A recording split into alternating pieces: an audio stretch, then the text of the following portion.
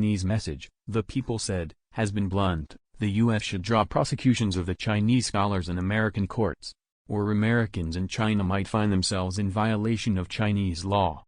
China started issuing the warning this summer after the U.S. began arresting a series of Chinese scientists, who were visiting American universities to conduct research, and charged them with concealing from U.S. immigration authorities their active duty statuses with the People's Liberation Army, the People said.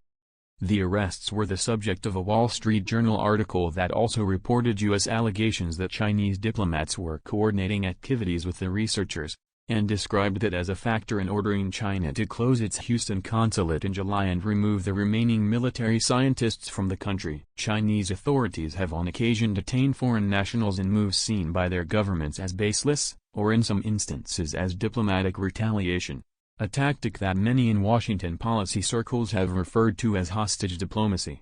China has denied U.S. citizens permission to exit from the country, and arrested, charged or sentenced Canadian, Australian and Swedish citizens on what officials from those governments have said are bogus allegations. A State Department spokesman declined to address China's alleged threats to retaliate for the U.S. arrests of Chinese military scholars, saying, "We warn U.S. citizens that business disputes, court orders to pay a settlement, or government investigations into both criminal and civil issues may result in an exit ban which will prohibit your departure from China until the issue is resolved." In a September travel advisory, the department recommended Americans avoid China travel for a number of reasons, including a warning that the Chinese government detains other countries' citizens to gain bargaining leverage over foreign governments.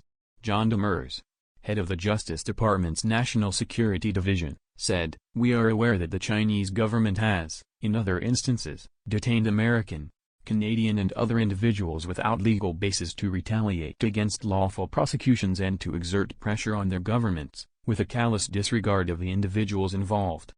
Mr. Demers declined to comment on the specifics of the alleged Chinese threats made in conjunction with the U.S. cases against the Chinese researchers but added, "If China wants to be seen as one of the world's leading nations, it should respect the rule of law and stop taking hostages." Neither the Chinese embassy in Washington nor China's Ministry of Foreign Affairs responded to requests for comment.